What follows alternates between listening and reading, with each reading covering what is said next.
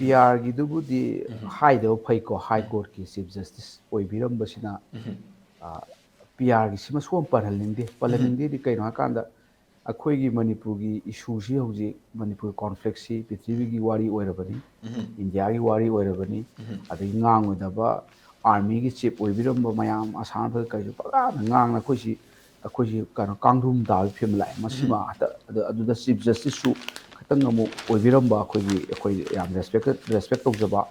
ꯁ꯭ꯔꯤꯙꯔ ꯃꯦꯗꯨꯁꯤꯁꯨ ꯑꯃꯨꯛ ꯍꯥꯏꯔꯦ ꯃꯁꯤꯃ ꯄꯤ ꯑꯥꯔꯁꯤꯕꯨꯗꯤ ꯄꯜꯍꯟꯅꯤꯡꯗꯦ ꯀꯩꯒꯤꯅꯣ ꯍꯥꯏꯔꯒ ꯄꯤ ꯑꯥꯔꯁꯤꯗꯤ ꯄꯤ ꯑꯥꯔ ꯐ ꯐꯠꯇꯕꯗ ꯗꯤꯐ꯭ꯔꯦꯟ ꯊꯤꯡꯅꯤꯀꯣ ꯄꯤ ꯑꯥꯔ ꯊꯝꯕꯗꯤ ꯑꯗꯨꯁꯨ ꯋꯥꯔꯤ ꯑꯃꯅꯤ ꯑꯗꯨꯒ ꯂꯨꯔꯤꯁꯤ ꯄꯤ ꯑꯥꯔ ꯍꯥꯏꯁꯤꯗꯤ ꯑꯩꯈꯣꯏꯒꯤ break down of constitutional machinery in state ꯍꯥꯏꯕ 356ꯇ ꯊꯝꯗꯣꯏꯅꯦꯕꯀꯣ ꯑꯗꯨꯅ ꯄꯤ ꯑꯥꯔꯒꯤ ꯃꯣꯠꯇ ꯈ꯭ꯋꯥꯏ ꯐꯕꯗꯤ 352 ꯑꯣꯏꯅ ꯊꯝꯒꯗꯧꯕꯅꯦꯕ 352 ꯍꯥꯏꯗꯤ ꯃꯣꯏꯅ ꯍꯥꯏꯔꯤꯕ ꯑꯦꯒ꯭ꯔꯦꯁꯟꯒ ꯍꯥꯏꯔꯤꯕ ꯏꯃꯤꯒ꯭ꯔꯦꯟ ꯃꯌꯥꯝ ꯆꯪꯁꯤꯜꯂꯛꯑꯦ ꯀꯥꯏꯁꯤꯗꯤ ꯁꯨꯄ꯭ꯔꯤꯝ ꯀꯣꯔꯠꯅ ꯍꯥꯏꯔꯕꯅꯤ ꯑꯩꯈꯣꯏ ꯀꯩꯅꯣꯁꯤꯗ ꯑꯗꯨꯅ ꯁꯨꯄ꯭ꯔꯤꯝ ꯀꯣꯔꯠꯀꯤ ꯀꯦꯁ ꯂꯩꯔꯕꯅꯤ ꯑꯗꯨꯅ ꯑꯩꯅ ꯈꯟꯖꯕꯗꯀꯣ ꯍꯧꯖꯤꯛꯀꯤ ꯄꯤ ꯑꯥꯔꯒꯤ ꯃꯣꯠꯇ 352 ꯑꯣꯏꯅ ꯊꯝꯗꯧꯅꯦꯕ 352ꯁꯤ ꯀꯩꯅꯣ ꯍꯥꯏꯀꯥꯟꯗ ꯅꯦꯁꯅꯦꯜ ꯏꯃꯥꯔꯖꯦꯟꯁꯤ ꯍꯣꯌꯔ ꯗꯦꯁ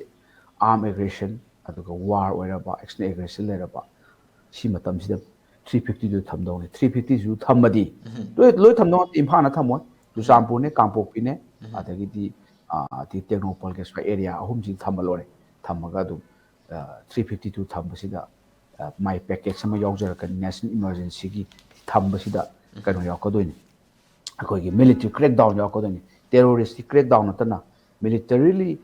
ꯁꯣꯂꯨꯁꯟ ꯅꯠꯇꯅ ꯇꯦꯔꯣꯔꯤꯁꯀꯤ ꯁꯣꯂꯨꯁꯟ ꯑꯃ ꯂꯩꯇꯦ ꯑꯩꯈꯣꯏꯅ ꯋꯥꯔꯤ ꯁꯥꯕ ꯈꯣꯠꯄ ꯍꯥꯏꯗꯨꯅ ꯁꯨꯝ ꯁꯥꯕꯒꯤ ꯋꯥꯅꯤ ꯀꯥꯟꯅꯔꯣꯏ ꯋꯥꯔꯤꯅ ꯇꯦꯔꯣꯔꯤꯁꯇꯤ ꯃꯤ ꯍꯥꯠꯂꯕ ꯃꯤꯒꯤ ꯃꯉꯛ ꯀꯛꯑꯕ ꯃꯤ ꯃꯃꯤꯠ ꯀꯣꯠꯊꯣꯛꯑꯕ ꯑꯗꯩ ꯑꯉꯥꯡ ꯃꯆꯥ ꯑꯩꯈꯣꯏꯒꯤ ꯆꯠꯄꯕꯨ ꯍꯩꯇꯕ ꯃꯃꯥꯒꯤ ꯀꯩꯅꯣꯗ ꯂꯩꯖꯒꯗꯕꯗꯨꯕꯨ ꯍꯥꯠꯇꯣꯛꯇꯅ ꯇꯧꯔꯕ ꯁꯨꯝꯕ ꯇꯦꯔꯣꯔꯤꯁꯁꯤꯗꯤ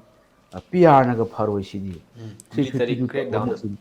ꯃꯤꯂꯤꯇꯔꯤ ꯀ꯭ꯔꯦꯛ ꯗꯥꯎꯟ ꯇꯧꯔꯒ ꯃꯣꯏꯁꯤ ꯊꯤꯔꯒ ꯇꯛꯈꯥꯏꯕ ꯑꯃ ꯆꯪꯉꯤ ꯑꯗꯨ ꯅꯠꯇꯅ ꯀꯔꯤꯝ ꯎꯄꯥꯏ ꯂꯩꯇꯦ ꯑꯗꯨꯅ ꯋꯥꯔꯤ ꯁꯥꯔꯁꯨ ꯀꯥꯟꯅꯔꯣꯏ ꯇꯦꯔꯣꯔꯤꯁꯇꯤ ꯗꯦꯟꯖꯔꯅꯤ ꯋꯥꯔꯤ ꯁꯥꯕ ꯇꯦꯕꯜꯗꯨꯗ ꯅꯣꯡꯃꯩ ꯀꯥꯞꯄꯒ ꯉꯁꯥꯏ ꯃꯟꯇ꯭ꯔꯤꯗꯣ ꯍꯥꯠꯇꯣꯛꯈꯤꯕ ꯌꯥꯔꯤꯅꯤ ꯃꯣꯏꯗꯤ ꯇꯦꯔꯣꯔꯤꯁ ꯌꯨꯅꯥꯏꯇꯦꯠ ꯅꯦꯁꯟꯅ where there is a single terrorist the world is not safe ꯍꯥꯏꯅꯤ ꯑꯗꯣ ꯁꯤꯗꯤ ꯁꯦꯞꯇꯒꯤ ꯍꯦꯟꯗꯣꯛꯈ꯭ꯔꯦ ꯁꯤꯒꯤ ꯀꯨꯀꯤꯒꯤ ꯑꯣꯏꯕ ꯖꯣꯒꯤ ꯑꯣꯏꯕ ꯇꯦꯔꯣꯔꯤꯁꯁꯤꯗꯤ ꯄ꯭ꯔꯤꯊꯤꯕꯤꯒꯤ ꯇꯦꯔꯣꯔꯤꯁꯀꯤ ꯃꯥꯅ ꯔꯦꯀꯣꯔꯠ ꯊꯨꯒꯥꯏꯈ꯭ꯔꯦꯕ ꯈ꯭ꯋꯥꯏꯗꯒꯤ ꯁꯥꯊꯤꯕ ꯑꯉꯥꯡꯒꯁꯦ ꯍꯥꯠꯄ ꯇꯦꯔꯣꯔꯤꯁ ꯑꯝꯇ ꯂꯩꯇꯦ ꯑꯩꯈꯣꯏꯁꯤꯅ ꯑꯍꯥꯟꯕꯅꯤ ꯑꯗꯨꯅ ꯅꯨꯄꯤ ꯍꯥꯠꯄ ꯇꯦꯔꯣꯔꯤꯁ ꯂꯩꯇꯦ ꯕꯣꯝꯒꯨꯝꯕ ꯀꯩꯒꯨꯝꯕ ꯈꯔ ꯊꯥꯛ ꯂꯥꯎꯅ ꯇꯧꯔꯒ ꯊꯨꯒꯥꯏꯔꯒ ꯃꯤ ꯈꯪꯍꯧꯗꯅ ꯁꯤꯕꯗꯨꯅ ꯑꯃꯅꯤꯅꯀꯣ ꯑꯗꯨ ꯅꯠꯇꯕ ꯃꯌꯥꯝꯁꯤꯗ ꯇꯦꯔꯣꯔꯤꯁ ꯁꯨꯝꯕ ꯁꯥꯊꯤꯕ ꯇꯦꯔꯣꯔꯤꯁ ꯑꯝꯇ ꯂꯩꯇ꯭ꯔꯦ ꯑꯗꯨꯅ ꯃꯣꯏꯁꯤꯗꯤ ꯂꯣꯏꯁꯤꯟꯕ ꯅꯠꯇꯅ ꯀꯥꯎꯟꯇꯔ ꯑꯣꯟ ꯗ ꯁ꯭ꯄꯣꯠ ꯁꯤ ꯅꯠꯇꯅ ꯑꯃꯠꯇ ꯂꯩꯇꯦ ꯑꯗꯨꯅ ꯃꯁꯤ ꯇꯧꯁꯦ ꯍꯥꯏꯔꯒꯗꯤ ꯑꯩꯈꯣꯏꯅ ꯍꯥꯏ ꯀꯣꯔꯠꯀꯤ ꯆꯤꯐ ꯖꯁꯇꯤꯁ ꯑꯣꯏꯕꯤꯔꯝꯕꯕꯨ ꯑꯣꯏꯕꯤꯔꯣ ꯑꯩꯈꯣꯏꯅ 356ꯀꯤ ꯃꯣꯠꯇ ꯅꯦꯁꯅꯦꯜ ꯏꯃꯥꯔꯖꯦꯟꯁꯤ ꯊꯝꯕꯤꯔꯣ ꯁꯔꯀꯥꯔꯗꯤ ꯑꯗꯨꯝ ꯊꯝꯃꯒ ꯑꯩꯈꯣꯏꯒꯤ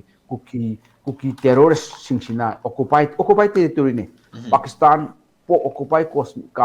ꯄꯥꯀꯤꯁꯇꯥꯟ ꯑꯣꯀꯨꯄꯥꯏ ꯀꯥꯁꯃꯤꯔꯒꯤ ꯇꯥꯏꯞꯇ ꯇꯦꯔꯣꯔꯤꯁꯅ ꯑꯣꯀꯨꯄꯥꯏ ꯇꯧꯔ ꯂꯩꯈ꯭ꯔꯕꯅꯤ ꯃꯅꯤꯄꯨꯔꯒꯤ ꯗꯤꯁꯇ꯭ꯔꯤꯛ 4-5ꯗꯤ ꯃꯁꯤꯗꯤ ꯚꯦꯔꯤ ꯚꯦꯔꯤ ꯗꯦꯟꯖꯔꯅꯤ ꯑꯗꯨꯅꯅꯦ ꯃꯣꯏꯅ ꯑꯦꯅꯤ ꯇꯥꯏꯝ ꯑꯦꯇꯦꯛ ꯇꯧꯔꯛꯏꯕ ꯑꯥꯔꯃꯤꯅ ꯀꯔꯤ ꯑꯦꯛꯁꯟ ꯑꯝꯇ ꯂꯧꯕ ꯉꯝꯗ꯭ꯔꯤꯁꯤ ꯀꯩꯅꯣꯕꯨ ꯗꯤꯁ ꯇꯦꯔꯤꯇꯣꯔꯤ ꯑꯣꯀꯨꯄꯥꯏ ꯕꯥꯏ ꯇꯦꯔꯣꯔꯤꯁ ꯑꯐꯒꯥꯅꯤꯁꯇꯥꯟꯗ ꯑꯗꯒꯤꯗꯤ ꯅꯥꯏꯖꯦꯔꯤꯌꯥꯗ ꯁꯨꯗꯥꯟꯅ ꯇꯧꯕꯒꯤ ꯇꯥꯏꯞꯅꯤ ꯇꯦꯔꯣꯔꯤꯁꯅ ꯑꯣꯀꯨꯄꯥꯏ ꯇꯧꯔ ꯂꯩꯈ꯭ꯔꯕ ꯑꯗꯨꯅ ꯈꯨꯠ ꯊꯥꯡ ꯉꯝꯗꯦ ꯑꯗꯨꯅ ꯑꯩꯈꯣꯏꯒꯤ ꯑꯣꯅꯔꯦꯕꯜ ꯀꯩꯅꯣ ꯑꯣꯏꯕꯤꯔꯝꯕ ꯍꯥꯏ ꯀꯣꯔꯠꯀꯤ ꯆꯤꯐ ꯖꯁꯇꯤꯁ ꯑꯣꯏꯕꯤꯔꯝꯕ ꯁ꯭ꯔꯤꯙꯔꯟ ꯍꯥꯏꯁꯦ ꯑꯩꯈꯣꯏꯅ ꯄꯥꯔꯁꯅꯦꯜꯂꯤ ꯇꯪꯈꯥꯏ ꯑꯃ ꯑꯩꯅ ꯌꯥꯖꯩ ꯉꯁꯥꯏꯒꯤ ꯇꯪꯈꯥꯏ ꯑꯃ ꯑꯗꯨꯗꯤ ꯌꯥꯝ ꯐꯖꯔꯦ ꯉꯁꯥꯏ ꯃꯥꯔꯆ 2023ꯒꯤ ꯑꯩꯈꯣꯏꯒꯤ ꯍꯥꯏ ꯀꯣꯔꯠꯀꯤ ꯔꯨꯂꯤꯡ ꯃꯅꯤꯄꯨꯔꯒꯤ ꯃꯩꯇꯩꯁꯤꯡꯒꯤ ꯁꯦꯗꯨꯜ ꯇ꯭ꯔꯥꯏꯕ ꯑꯣꯏꯍꯜꯂꯨ ꯔꯤꯀꯃꯦꯟꯗꯦꯁꯟ ꯊꯥꯎ ꯍꯥꯏꯕꯒꯤ ꯄꯣꯠꯇꯨꯅꯦꯕꯀꯣ ꯑꯗꯨꯅ ꯅꯠꯇꯦ ꯆꯨꯝꯃꯦ ꯑꯗꯨꯗꯤ ꯐꯦꯛꯅꯦ ꯃꯌꯥꯝ ꯂꯣꯏ ꯌꯥꯅꯔꯕꯅꯤ ꯑꯩꯈꯣꯏꯅꯁꯨ ꯍꯥꯏꯔꯕꯅꯤ ꯑꯗꯨꯒ ꯑꯗꯨꯗꯤ ꯃꯣꯏꯅ ꯁꯨꯝ ꯃꯃꯤꯡ ꯑꯣꯏꯅ ꯊꯦꯠꯆꯟꯕꯩ ꯋꯥꯅꯤ ꯑꯗꯨꯒ May 3rd, 2023 ꯀꯔꯤꯝ ꯅꯠꯇꯦ ꯑꯩꯈꯣꯏꯅ ꯇꯠꯇꯅ ꯍꯥꯏꯖꯕꯗꯣ ꯀꯨꯀꯤ ꯇꯦꯔꯣꯔꯤꯁꯁꯤꯡꯁꯤꯅ ꯃꯩꯇꯩꯁꯤꯡꯁꯤ ꯇꯨꯝꯅ ꯂꯣꯏꯁꯤꯜꯂꯒꯦ ꯅꯠꯇ꯭ꯔꯒ ꯃꯩꯇꯩꯁꯤꯡꯁꯤ ꯁꯔꯨꯛ ꯑꯃ ꯂꯣꯏꯁꯤꯜꯂꯒꯦ ꯍꯥꯏꯗꯅ ꯖꯤꯅꯣꯁꯥꯏꯠ ꯀꯧꯏ ꯏꯟꯇꯦꯟꯁꯟ ꯇꯨ ꯗꯦꯁꯇ꯭ꯔꯣꯏ ꯏꯟ ꯍꯣꯜ ꯏꯟ ꯄꯥꯔꯠ ꯑꯗꯨꯅ ꯃꯩꯇꯩꯁꯤꯡ ꯃꯊꯛꯇ ꯖꯤꯅꯣꯁꯥꯏꯠ ꯇꯧꯕꯒꯤ campaign ꯂꯥꯎꯊꯣꯛꯏꯅꯦ ꯋꯥꯔꯤꯕꯨꯗꯤ tribal unit solidarity ꯔꯦꯂꯤꯒ ꯍꯥꯏꯖꯟꯕ ꯃꯩꯇꯩꯅ schedule ꯇ꯭ꯔꯥꯏꯕ ꯑꯣꯏꯍꯜꯂꯨ ꯍꯥꯏꯁꯤ ꯑꯦꯒꯦꯟꯁ ꯆꯠꯂꯤꯅꯤꯒ ꯍꯥꯏꯕ ꯍꯥꯏ ꯀꯣꯔꯠꯀꯤ ꯔꯨꯂꯤꯡꯒꯤ ꯃꯊꯛꯇꯕꯨ ꯀꯟꯇꯦꯝ ꯑꯣꯐ ꯀꯣꯔꯠꯅꯦ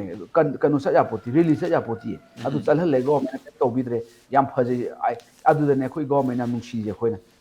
ꯍꯥꯏ ꯀꯣꯔꯠꯀꯤ ꯔꯨꯂꯤꯡꯒꯤ ꯃꯊꯛꯇꯕꯨ ꯔꯦꯂꯤ ꯆꯠꯂꯦ ꯑꯗꯨꯁꯨ ꯅꯣꯡꯃꯩ ꯑꯁꯥꯡ ꯄꯥꯏꯔꯒ ꯊꯣꯛꯂꯛꯑꯦ ꯑꯗꯨꯒ ꯃꯤ ꯍꯥꯠꯊꯔꯛꯑꯦ ꯑꯗꯨꯅ ꯍꯧꯖꯤꯛꯇꯤ ꯑꯗꯨꯗꯤ ꯀꯔꯤꯝ ꯅꯠꯇꯦ ꯔꯦꯂꯤꯗꯨꯗꯤ ꯃꯃꯤꯡꯅꯤ ꯃꯅꯨꯡꯗ ꯂꯩꯕ ꯑꯦꯖꯦꯟꯗꯥꯗꯤ ꯀꯩꯅꯣꯕꯨ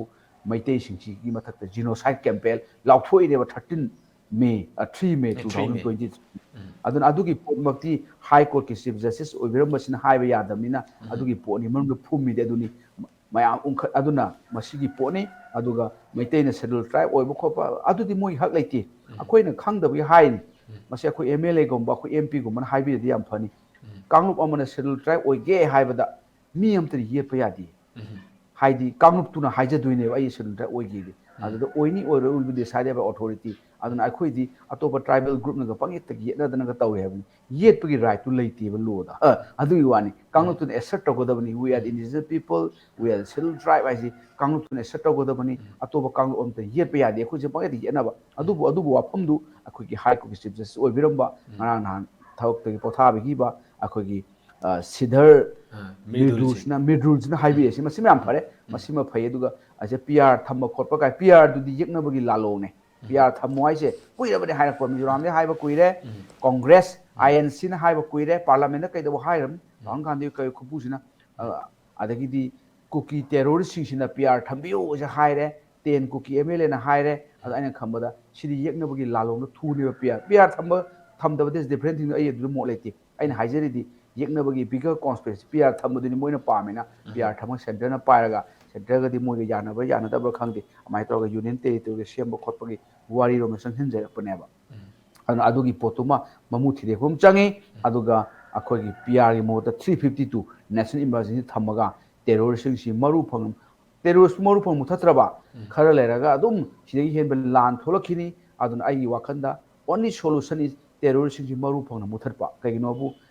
India की policy दी कहनो वो zero tolerance against terrorism है बने terrorism मतलब zero tolerance होई बा अदु की पोटु मणिपुर दो पानबिरो छत्तीसगढ़ दा हौजी terrorist तखाइरी जामुई कश्मीर दा ngarang nahansu terrorist की hide out के मफम थुगाई ग्रे है बने अमाय तो ना कुछ थुगाई बा यंग बा terrorist की मतलब अकन बलान इंडिया की law से पानबिरगा अदुगा आइने तो इन हाइजबा कुछ illegal immigration change गाइसी this is the कोई की कहनो नि मसी armed aggression ने हाइदना kainona aggression has Supreme Court high graban koi sonowal case ta ko sonowal koi sonowal versus Union India sarban da sonowal asam civis obiram baudina union sarban da sonowal ge case da Supreme Court na ko 2004 da Supreme Court very clearly high rabani illegal immigrant mayam sanga lebak to demographic ki change pura gadi this is called aggression ne duna India government action law haibaneba aina khamada maduda palaga akoina adum action law yare and on policy illegal immigrant khandoga mapana ki poto tobikiba ek leje foreign ek lei ko foreign palaga foreign tribune mayam lingbiro tobiro adagi di mapana sange khulai mayam arms illegal arms sange ba khulai mayam immigrant na te khulai ju pubu sange ba khulai adu Assam rifle ki failure ni ko keno Assam rifle si ngarang bodi university khara hongdong jin tawri hai moisina border nga khadabane Assam rifle act 60 yaisi Assam rifle duty home amana border nga pa amana counter institute operation amana akhoi ki public order da in the area of civil power si tawda ba adu border du di koisida jai sai ba hai tare no nga pa border kai nga tre mina maya ma sa hilak na khulai pu Manipur khala de mina lokta ngari da Manipur the part of Burma ki part of o hi jai na mati ma kai jai hauji loksalam jo koi khangde kai bap ta de koi aduna aina khambada akoi swai da sum ngang mona taba koi MLA mantri sing mapan kambiro khoina kandraga di yekna ma attack to helakani aduga migi mapan tang le mota khoida kari power yawi mantri ma ki power kaino MLA ki power kaino adagi state government ki power kaino haisi kai yaum ni ji America sala thidau nate adagi di akoi ganga ka turenda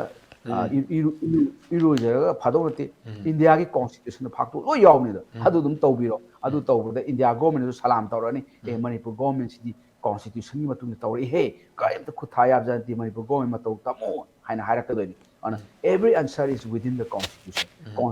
yaurabani madu phajana parga angang na laik tam pa kha thawa do maina phajana constitution paraga sarkar ngak piraga de ene khamada iram ju phani loi pharani ha thamjani India block no tawnin hona bi se mongol aphaba oi chunu tawbu chumi adai ki appeal dabu akhoi gi somdagi chatpa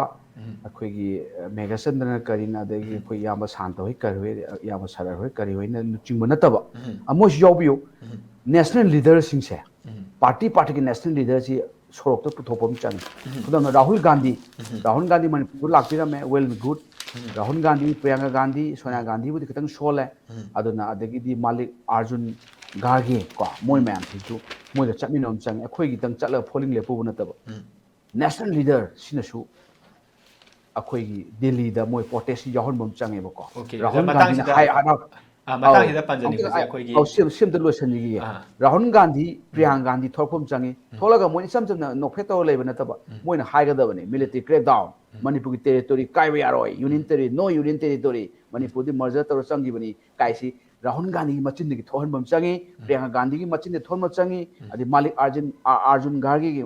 ꯃꯆꯤꯟꯗꯒꯤ ꯊꯣꯛꯍꯟꯕ ꯆꯪꯉꯤ ꯑꯩꯈꯣꯏ ꯃꯤꯁꯨ ꯍꯥꯏꯗꯦꯅꯦꯀꯣ military ꯀ꯭ꯔꯦꯛ ꯗꯥꯎꯟꯁꯤ ꯀꯪꯒ꯭ꯔꯦꯁꯁꯨ ꯍꯥꯏꯗꯦꯕ ꯍꯥꯏꯗ꯭ꯔꯒꯗꯤ ꯀꯩꯅꯣꯝꯃ ꯌꯥꯎꯔꯤꯕ ꯃꯅꯨꯡꯁꯤꯗ ꯁꯨꯝ ꯃꯃꯤꯡ ꯑꯣꯏꯅ ꯁꯨꯝ ꯇꯧꯕꯗꯤ ꯀꯥꯟꯅꯔꯣꯏ ꯑꯩ ꯋꯥꯈꯟꯗ ꯀꯪꯒ꯭ꯔꯦꯁꯅꯁꯨ ꯃꯤꯂꯤꯇꯔꯤ ꯀ꯭ꯔꯦꯛ ꯗꯥꯎꯟ ꯅꯠꯇꯅ ꯁꯣꯂꯨꯁꯟ ꯑꯃ ꯂꯩꯇ꯭ꯔꯕꯅꯤꯀꯣ ꯑꯇꯣꯞꯄ ꯁꯣꯂꯨꯁꯟꯗꯤ ꯅꯣ ꯁꯣꯂꯨꯁꯟ ꯑꯗꯨꯗꯤ ꯊꯤꯡꯉꯦꯅ ꯇꯥꯏꯅꯕ ꯉꯝꯗ꯭ꯔꯒ ꯅꯥꯁꯤꯈꯣꯡ ꯇꯥꯏꯅꯩ ꯍꯥꯏꯗꯨꯅꯦꯕ ꯁꯃꯨꯗ꯭ꯔꯗꯒꯤ ꯏꯁꯤꯡ ꯆꯥꯎꯔꯒ ꯈꯣꯡꯕꯥꯟ ꯊꯤꯡꯉꯗꯤ ꯀꯥꯟꯅꯔꯣꯏꯕꯀꯣ ꯃꯤꯂꯤꯇꯔꯤ ꯀ꯭ꯔꯦꯛ ꯗꯥꯎꯟ ꯇꯧꯗ꯭ꯔꯒꯗꯤ ꯇꯦꯔꯣꯔꯤꯁꯁꯤꯡꯅ ꯑꯩꯈꯣꯏꯁꯦ ꯑꯁꯨꯝ ꯍꯥꯠꯈꯤꯕ ꯇꯥꯕꯅꯤ ꯑꯩꯈꯣꯏꯅ ꯁꯤ ꯇꯥꯕ ꯀꯪꯒ꯭ꯔꯦꯁꯀꯤ ꯃꯤꯗꯨꯕꯨ ꯃꯣꯏꯅ ꯍꯥꯠꯂꯛꯀꯗꯣꯏꯅꯤ ꯉꯁꯥꯏꯒꯤ ꯈꯔ ꯅꯛꯅꯕ ꯁꯨꯒꯨꯅꯨꯒꯤ ꯁ꯭ꯋꯥꯏꯒꯗꯤ ꯑꯗꯨ ꯑꯦꯇꯦꯛꯁꯨ ꯇꯧꯕꯤꯔꯛꯏꯅꯀꯣ ꯁꯣꯏꯔꯗꯤ ꯑꯗꯨꯝ ꯃꯣꯏꯁꯨ ꯂꯣꯏꯗꯣꯏꯅꯤ ꯑꯗꯨꯒꯤ ꯃꯇꯝ ꯉꯥꯏꯕ ꯃꯍꯨꯠꯇ ꯀꯪꯒ꯭ꯔꯦꯁꯅꯁꯨ ꯔꯥꯍꯨꯜ ꯒꯥꯟꯙꯤꯗꯨ ꯄꯨꯊꯣꯛ ꯇꯥꯔꯦ ꯁꯥꯔ ꯆꯠꯄꯤꯌꯨ ꯑꯗꯒꯤ ꯁꯣꯅꯤꯌꯥ ꯒꯥꯟꯙꯤꯗꯤ ꯈꯔ ꯁꯣꯜꯂꯦ ꯑꯗꯒꯤꯗꯤ ꯄ꯭ꯔꯤꯌꯥꯡꯀꯥ ꯒꯥꯟꯙꯤ ꯉꯔꯥꯡ ꯅꯍꯥꯟ ꯏꯂꯦꯛꯁꯟ ꯀꯥꯈꯤꯕ ꯋꯥꯌꯥꯅꯔ ꯀꯦꯔꯂꯥꯗꯒꯤꯀꯣ ꯑꯗꯒꯤꯗꯤ ꯃꯥꯂꯤꯛ ꯑꯥꯔꯖꯨꯟ ꯒꯥꯔꯒꯤ ꯄꯨꯊꯣꯛ ꯇꯥꯔꯦ ꯌꯥꯝ ꯉꯥꯡꯕ ꯑꯩꯈꯣꯏꯒꯤ ꯑꯃ ꯂꯩꯗꯥꯏꯅꯦ ꯀꯪꯒ꯭ꯔꯦꯁꯀꯤ ꯑꯩꯈꯣꯏ ꯀꯥꯎꯔꯦ ꯃꯥꯁꯨ ꯄꯨꯊꯣꯛꯄꯤꯔꯣ ꯀꯩꯅꯣ ꯆꯤꯗꯝꯕꯔꯝꯕꯨꯗꯤ ꯌꯥꯎꯔꯣꯏ ꯃꯣꯏ ꯕꯦꯔꯥ ꯂꯩꯔꯦ ꯕꯦꯅꯨꯒꯣꯄꯥꯜ ꯀꯩꯁꯨ ꯄꯨꯊꯣꯛꯄꯤꯔꯣ ꯄꯨꯊꯣꯛꯑꯒ ꯃꯣꯏꯁꯤꯡꯗꯨꯅ ꯃꯤꯂꯤꯇꯔꯤ ꯀ꯭ꯔꯦꯛ ꯗꯥꯎꯟ ꯋꯤ ꯋꯥꯟ ꯃꯤꯂꯤꯇꯔꯤ ꯀ꯭ꯔꯦꯛ ꯗꯥꯎꯟ ꯂꯥꯎꯕ ꯑꯃ ꯆꯪꯉꯤ ꯀꯪꯒ꯭ꯔꯦꯁꯅꯁꯨ ꯑꯗꯨꯁꯨ ꯂꯥꯎꯗꯦ ꯃꯣꯏꯁꯨ ꯀꯗꯔ ꯑꯃ ꯌꯥꯎꯔꯤꯕꯀꯣ ꯇꯧꯕꯗꯤ ꯑꯗꯨꯝ ꯇꯧꯔꯒꯁꯨ ꯇꯧꯒꯗꯧꯕꯗꯤ ꯇꯧꯗꯦ ꯃꯤꯂꯤꯇꯔꯤ ꯀ꯭ꯔꯦꯛ ꯗꯥꯎꯟꯁꯤ ꯃꯣꯏ ꯃꯆꯤꯟꯗꯒꯤ ꯔꯥꯍꯨꯜ ꯒꯥꯟꯙꯤꯗ ꯍꯥꯏꯍꯜꯂꯣ ꯃꯣꯏꯅ ꯇꯧꯕꯤꯒꯦ ꯍꯥꯏꯔꯒꯗꯤ ꯑꯗꯒꯤꯗꯤ ꯄ꯭ꯔꯤꯌꯥꯡꯀꯥ ꯒꯥꯟꯙꯤꯗꯒꯤ ꯍꯥꯏꯍꯟꯕꯤꯔꯣ ꯃꯅꯤꯄꯨꯔꯒꯤ ꯇꯦꯔꯤꯇꯣꯔꯤꯗꯤ ꯀꯥꯏꯕ ꯌꯥꯔꯣꯏ ꯑꯥꯔꯇꯤꯀꯜ 3 ꯅꯣ ꯄꯥꯟꯕ ꯍꯥꯏꯔꯣ ꯀꯩꯅꯣ ꯀꯪꯒ꯭ꯔꯦꯁꯅꯅꯤ MNFꯇ ꯉꯁꯥꯏꯒꯤ ꯃꯦꯖꯨ ꯑꯦꯀꯣꯔꯠ 1986 ꯇꯧꯔꯝꯕꯗ ꯂꯥꯏꯟ ꯑꯃ ꯌꯥꯎꯔꯤ ꯂꯣꯏꯁꯤꯜꯂꯝꯗꯥꯏꯗ ꯑꯩꯈꯣꯏꯒꯤ ꯆꯨꯔꯆꯥꯟꯄꯨꯔ ꯅꯨꯡꯒꯤꯁꯤ ꯄꯨꯜꯂꯨ ꯍꯥꯏꯕꯅꯦꯕ ꯀꯩꯅꯣꯗ ꯃꯤꯖꯣꯔꯥꯝꯗ ꯃꯇꯝꯗꯨꯗ ꯑꯗꯨꯒꯤꯗꯤ ꯑꯩꯈꯣꯏ ꯀꯃꯤꯠꯃꯦꯟ ꯄꯤꯕ ꯉꯝꯗꯦ ꯑꯥꯔꯇꯤꯀꯜ 3ꯗ ꯑꯗꯨꯒꯤ ꯄ꯭ꯔꯣꯁꯤꯗꯤꯡ ꯌꯥꯎꯔꯤ ꯀꯣꯟꯅ ꯈꯟꯅꯁꯤ ꯅꯣ ꯀꯃꯤꯠꯃꯦꯟ ꯔꯥꯏꯠ ꯅꯥꯎ ꯀꯥꯏꯅ ꯏꯔꯝꯕꯅꯦꯕ ꯑꯗꯨ ꯅꯞꯁꯜꯂꯤꯗꯨ ꯀꯩꯗꯧꯕꯩꯅꯣ ꯑꯗꯨ ꯅꯞꯄꯗꯩꯗꯤ ꯃꯤꯖꯣꯔꯥꯝꯗ ꯍꯧꯖꯤꯛ ꯇꯛ ꯊꯤꯜꯂꯛꯏꯁꯦ ꯑꯗꯨꯅ ꯑꯩꯅ ꯈꯟꯕꯗ ꯀꯪꯒ꯭ꯔꯦꯁꯁꯨ ꯑꯣꯜꯁꯣ ꯚꯦꯔꯤ ꯀ꯭ꯂꯤꯌꯔ ꯃꯣꯏꯅ ꯍꯥꯏꯇꯥꯔꯦ ꯃꯤꯂꯤꯇꯔꯤ ꯀ꯭ꯔꯦꯛ ꯗꯥꯎꯟ ꯋꯤ ꯋꯥꯟꯒ ꯅꯠꯇ꯭ꯔꯦ ꯋꯥꯟꯒ ꯀꯥꯟꯅꯔꯣꯏ ꯑꯩꯈꯣꯏ ꯄꯥꯝꯗꯦ ꯀꯥꯟꯅꯔꯣꯏ ꯁꯤꯗꯤ ꯃꯤꯂꯤꯇꯔꯤ ꯀ꯭ꯔꯦꯛ ꯗꯥꯎꯟ ꯇꯧꯒꯗꯕꯅꯤ ꯇꯥꯡ ꯑꯁꯨꯛꯇꯒꯤ ꯆꯠꯇꯤꯁꯒꯔꯗ ꯇꯦꯔꯣꯔꯤꯁ ꯃꯨꯊꯠꯀꯅꯤ ꯍꯥꯏꯗꯅ ꯆꯠꯇꯤꯁꯒꯔꯒꯤ ꯃꯥꯎꯋꯤꯁ ꯃꯌꯥꯝꯁꯦ ꯂꯦꯞꯇꯤꯁ ꯑꯦꯛꯁꯇ꯭ꯔꯤꯃꯤꯁ ꯃꯨꯊꯠꯀꯅꯤ CPIM ꯃꯥꯎꯋꯤꯁ ꯃꯨꯊꯠꯀꯅꯤ ꯍꯥꯏꯅ ꯑꯩꯈꯣꯏꯒꯤ 31 ꯃꯥꯔꯆ 2026 ꯗꯦꯠꯂꯥꯏꯟ ꯄꯤꯔꯤꯅꯤ ꯑꯗꯨꯃꯥꯏꯅ ꯇꯧꯅ ꯗꯦꯠꯂꯥꯏꯟ ꯄꯤꯕꯤꯌꯨ ꯍꯥꯏꯅ ꯃꯣꯏꯅꯁꯨ ꯀꯪꯒ꯭ꯔꯦꯁꯅꯁꯨ ꯇꯧꯒꯗꯕꯅꯤ ꯃꯣꯏꯗ ꯑꯣꯄꯣꯖꯤꯁꯟꯅꯤꯀꯣ ꯑꯣꯄꯣꯖꯤꯁꯟꯅꯤꯅ ꯃꯣꯏꯅ ꯗꯤꯁꯤꯖꯟꯗꯤ ꯃꯣꯏ ꯂꯧꯗꯧ ꯅꯠꯇꯦ ꯃꯣꯏꯗꯤ ꯄ꯭ꯔꯦꯁꯔ ꯄꯤꯕꯤꯕ ꯋꯥꯅꯤ ꯑꯗꯨꯁꯨ ꯑꯩꯈꯣꯏꯒꯤ ꯆꯤꯟꯅꯅꯤ ꯆꯞ ꯃꯥꯟꯅꯩꯗꯅ BJPꯁꯨ ꯇꯧꯕꯤꯗꯦ ꯑꯗꯨꯅ ꯀꯪꯒ꯭ꯔꯦꯁꯇ ꯇꯧꯒꯦ ꯍꯥꯏꯔꯒꯁꯨ ꯑꯗꯨꯃꯥꯏꯅ ꯇꯧꯔꯒꯗꯤ ꯑꯩꯈꯣꯏꯅ ꯍꯜꯂꯛꯄꯗ ꯃꯣꯏꯕꯨ ꯑꯣꯛꯀꯅꯤ ꯍꯥꯏꯕ ꯆꯠꯂꯨꯔꯒ ꯁꯨꯝ ꯑꯩꯈꯣꯏꯒꯤ ꯁꯔꯀꯥꯔ ꯄꯤꯔ ꯊꯝꯃꯣ ꯑꯗꯨ ꯇꯧꯔꯣ ꯑꯗꯨꯁꯨ ꯁꯣꯂꯨꯁꯟ ꯑꯣꯏꯔꯝꯕ ꯑꯩꯈꯣꯏ ꯈꯪꯗꯦ ꯑꯗꯨꯃꯥꯏꯅ ꯅꯥꯀꯟꯗ ꯌꯩꯔꯒ ꯂꯩꯒꯅꯣꯕ ꯔꯥꯍꯨꯜ ꯒꯥꯟꯙꯤ ꯄꯨꯊꯣꯛꯄꯤꯔꯣ ꯑꯃꯗꯤ ꯇꯧꯕ ꯀꯅꯥꯅꯣ ꯑꯃꯗꯤ ꯇꯧꯕ꯭ꯔꯥ ꯃꯣꯏ ꯂꯤꯗꯔꯒ ꯉꯥꯡꯕꯒꯁꯨ ꯇꯧꯏꯀꯣ ꯑꯗꯨꯃꯥꯏꯅ ꯇꯧꯅ ꯄꯣꯂꯤꯇꯤꯀꯦꯜ ꯄꯥꯔꯇꯤꯁꯤꯡꯁꯤꯅ ꯃꯥꯒꯤ ꯁꯥꯏꯠꯇꯒꯤ ꯉꯥꯡꯕꯤꯔꯣ ꯉꯥꯡꯕ ꯏꯆꯝ ꯆꯝꯅ ꯐꯣꯂꯤꯡ ꯂꯦꯞꯄꯒ ꯍꯜꯂꯛꯄ ꯅꯠꯇꯕ ꯃꯤꯂꯤꯇꯔꯤ ꯀ꯭ꯔꯦꯛꯗꯥꯎꯟꯒ ꯃꯅꯤꯄꯨꯔꯗꯒꯤ ꯇꯦꯔꯤꯇꯣꯔꯤ ꯅꯨꯡꯅꯤ ꯀꯔꯤꯝ ꯀꯥꯏꯕ ꯌꯥꯔꯣꯏ ꯃꯔꯖꯔꯒꯤ ꯆꯪꯈꯤꯕꯅꯤ ꯏꯟꯇꯔꯅꯦꯁꯅꯦꯜ ꯂꯣꯟꯗ ꯄ꯭ꯔꯣꯇꯦꯛꯁꯟ ꯇꯧꯏ ꯀꯥꯏꯁꯤ ꯀ꯭ꯂꯤꯌꯥꯔ ꯑꯣꯏꯅ ꯔꯥꯍꯨꯜ ꯒꯥꯟꯙꯤꯅ ꯍꯥꯏꯕ ꯗꯔꯀꯥꯔ ꯂꯩ ꯑꯗꯩ ꯄ꯭ꯔꯤꯌꯥꯡꯀꯥ ꯒꯥꯟꯙꯤꯅ ꯍꯥꯏꯕ ꯗꯔꯀꯥꯔ ꯂꯩ ꯑꯗꯒꯤꯗꯤ ꯑꯩꯈꯣꯏ ꯁꯣꯅꯤꯌꯥ ꯒꯥꯟꯙꯤꯅ ꯍꯥꯏꯕ ꯗꯔꯀꯥꯔ ꯂꯩ ꯃꯥꯂꯤꯛ ꯑꯥꯔꯖꯨꯟ ꯉꯁꯥꯏ ꯒꯥꯔꯒꯤ ꯄ꯭ꯔꯁꯤꯗꯦꯟꯅ ꯍꯥꯏꯕ ꯗꯔꯀꯥꯔ ꯂꯩ ꯕꯦꯅꯨꯒꯣꯄꯥꯜ ꯍꯥꯏꯕ ꯗꯔꯀꯥꯔ ꯑꯗꯨꯗꯤ ꯁꯨꯡꯍꯥꯏ ꯍꯥꯏꯗꯦꯕ ꯃꯣꯏꯁꯨ ꯎꯪꯉꯒ ꯑꯗꯨꯝ ꯂꯩꯕ ꯑꯩꯈꯣꯏ ꯁ꯭ꯋꯥꯏꯒꯤ ꯀꯪꯒ꯭ꯔꯦꯁꯁꯨ ꯑꯗꯨꯝ ꯎꯪꯕꯗ ꯌꯥꯎ ꯂꯩ ꯍꯥꯏꯕꯅꯤꯗ ꯑꯗꯨꯃ ꯇꯣꯛꯄꯤꯕ ꯇꯥꯔꯦ ꯀꯝ ꯇꯨ ꯗ ꯄꯣꯏꯟ ꯍꯥꯏꯗꯣ ꯑꯩꯈꯣꯏꯒꯤ ꯏꯁꯝ ꯁꯝꯅ ꯄꯣꯏꯟꯗ ꯂꯥꯛꯄꯤꯔꯣ ꯍꯥꯏꯗꯣ ꯄꯣꯏꯟꯗ ꯇꯧꯕꯤꯔꯣ ꯑꯗꯒꯤꯗꯤ ꯑꯩꯈꯣꯏꯒꯤ BJPꯒꯤ ꯗꯕꯜ ꯏꯟꯖꯤꯟꯕꯨ ꯍꯥꯏꯔꯣ ꯇ꯭ꯔꯤꯄꯜ ꯏꯟꯖꯤꯟꯕꯨ ꯍꯥꯏꯔꯣ ꯏꯟꯖꯤꯟꯈꯩ ꯃꯣꯏ ꯂꯣꯏ ꯑꯣꯏꯖꯔꯣ ꯀꯩꯁꯨ ꯀꯥꯏꯗꯦ ꯃꯣꯏꯅꯁꯨ ꯍꯥꯏꯔꯣ ꯃꯣꯏꯗ ꯁꯤ ꯁꯣꯂꯨꯁꯟꯅꯤꯁꯦ ꯑꯩꯈꯣꯏ ꯁꯔꯀꯥꯔꯁꯨ ꯍꯥꯏꯗꯧꯅꯦ ꯑꯗꯨꯒꯤ ꯑꯟꯁꯥꯔꯗꯤ ꯀꯥꯏ ꯌꯥꯎꯒꯦ ꯑꯩ ꯉꯁꯥꯏꯗ ꯑꯃꯨꯛ ꯍꯜꯂꯛꯑꯦ ꯃꯀꯣꯛꯇꯤ ꯑꯃꯨꯛ ꯀꯣꯟꯁꯇꯤꯇ꯭ꯌꯨꯁꯟꯗ ꯑꯟꯁꯥꯔ ꯂꯣꯏ ꯌꯥꯎꯕꯅꯤ ꯀꯣꯟꯁꯇꯤꯇ꯭ꯌꯨꯁꯟ ꯑꯃꯨꯛꯇꯪ ꯐꯥꯒ ꯄꯥꯕꯤꯔꯒꯗꯤꯅꯦ ꯑꯟꯁꯥꯔꯁꯦ ꯂꯣꯏ ꯊꯣꯛꯂꯛꯀꯅꯤ ꯑꯗꯩꯗꯤ ꯂꯥꯏꯔꯛꯀꯗꯣꯏ ꯂꯥꯏꯔꯤꯛ ꯄꯥꯔꯗꯤ ꯂꯥꯏꯔꯛꯏꯗꯅꯀꯣ ꯑꯉꯥꯡ ꯑꯍꯩꯕꯗꯤ ꯄꯩꯈꯥꯁꯤ ꯑꯗꯨꯝ ꯄꯩꯈꯥ ꯇꯧꯔꯁꯤꯗ ꯍꯥꯏ ꯂꯩꯕ ꯑꯉꯥꯡ ꯍꯩꯇꯅ ꯄꯩꯈꯥ ꯂꯥꯛꯇꯣꯔꯦ ꯌꯩꯊꯣꯛꯄꯤꯌꯨ ꯑꯣꯟꯂꯥꯏꯟ ꯇꯧꯔꯁꯤ ꯆꯦꯟꯅꯗꯅ ꯂꯩ ꯌꯨꯅꯤꯚꯔꯁꯤꯇꯤꯗꯁꯨ ꯑꯉꯥꯡ ꯍꯩꯕꯗꯨꯗꯤ ꯄꯩꯈꯥ ꯇꯧꯔꯁꯤ ꯍꯌꯦꯡ ꯑꯥꯏ ꯑꯦꯝ ꯔꯦꯗꯤ ꯍꯥꯏꯌꯦꯕ ꯑꯗꯨꯃꯥꯏꯅ ꯇꯧꯔꯒ ꯑꯩꯈꯣꯏ ꯁꯔꯀꯥꯔꯁꯤꯅ ꯀꯣꯟꯁꯇꯤꯇ꯭ꯌꯨꯁꯟ ꯄꯥꯔꯒ ꯂꯩꯕꯥꯛ ꯉꯥꯛꯄꯗꯤ ꯌꯥꯝ ꯅꯨꯡꯉꯥꯏꯅꯤ ꯑꯗꯨ ꯑꯣꯏꯔꯒꯗꯤ